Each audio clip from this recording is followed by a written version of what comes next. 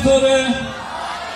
و امیدوارم که امشب کنار هم یک کنسرت باحال و پر انرژی داشته باشیم. اونایی که موافقن یه سوت و جیب و دست و هورا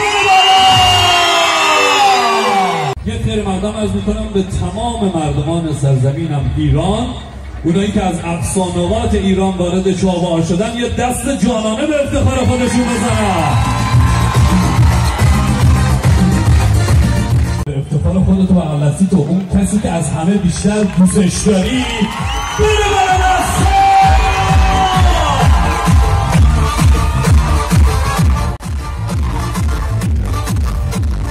ریاست محترم اداره کل فرهنگ و ارشاد اسلامی منطقه آزاد چابهار رو خیلی متشکرم. مدیرعامل محترم منطقه آزاد چابهار، فرماندهی انتظامی شهرستان چابهار و ریاست محترم اداره نظارت بر اماکن عمومی، فرماندهی محترم سپاه چابهار، فرماندهی محترم سپاه قدس و فرماندهی محترم بسیج، ریاست محترم حراست فیزیکی منطقه آزاد، معاون محترم روابط‌عمومی منطقه آزاد، ریاست محترم شبکه درمان به افتخار برابر شبکه درمان دستا بره بالا انشالله.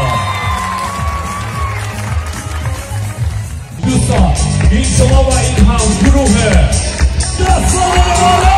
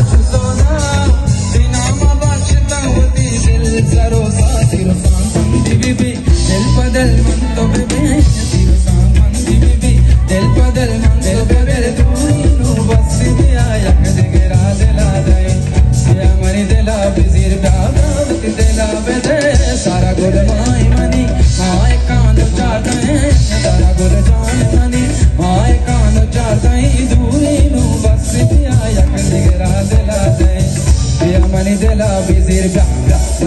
la bezir, money de la bezir,